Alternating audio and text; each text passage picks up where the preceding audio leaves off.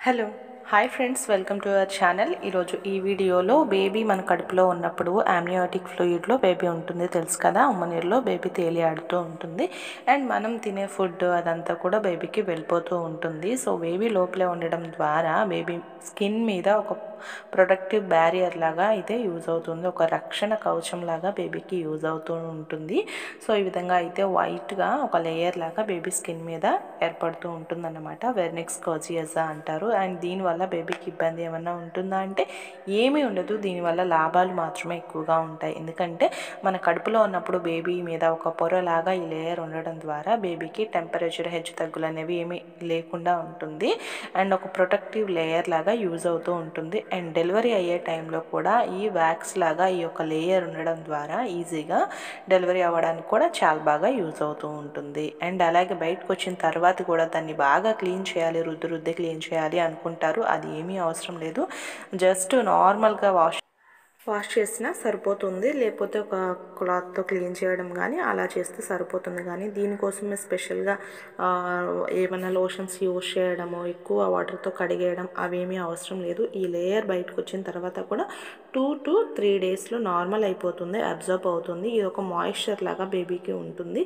And temperature అనేది ఎక్కువ తక్కువ ఉంటుంది కదా బయటకు వచ్చిన తర్వాత, ఒక లేయర్ లాగా అయితే బేబీకి యూజ్ అవుతుంది. బేబీలో ఇమ్యూన్ సిస్టమ్ కూడా తక్కువగా ఉంటుంది కాబట్టి ఈ లేయర్ ఉండడం ద్వారా సపోర్టివ్గా ఉంటుంది.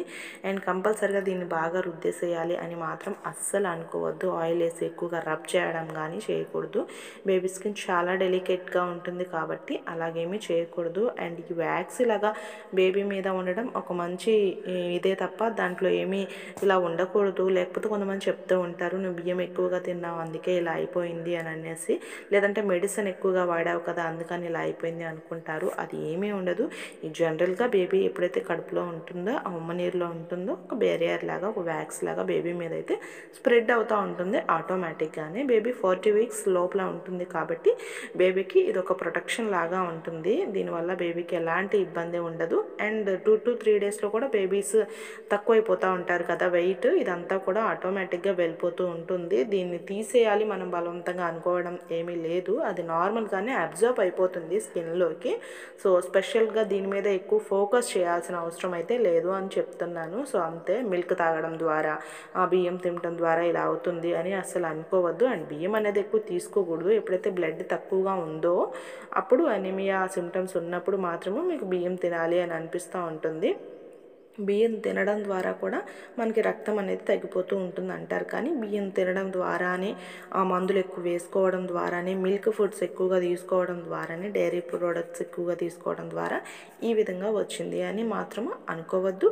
ఆ లేయర్ని తీసేయించాలి అని మాత్రం అనుకోవద్దు. ఆటోమేటిక్గా అదే తగ్గిపోతూ ఉంటుంది. దీని ద్వారా బేబీకి కానీ మీకు కానీ ఎలాంటి ప్రాబ్లం లేదు. ఇంకా బేబీకి ఏమైనా ఇన్ఫెక్షన్స్ వచ్చే ఛాన్స్ ఉంటుంటే ఈ లేయర్ అనేది సపోర్ట్ చేస్తుంది. సో బేబీలో ఇమ్యూన్ పవర్ తక్కువగా ఉంటుంది, అది అందరికీ తెలిసిందే. సో అదన్నమాట. Thank you for watching. See you another video.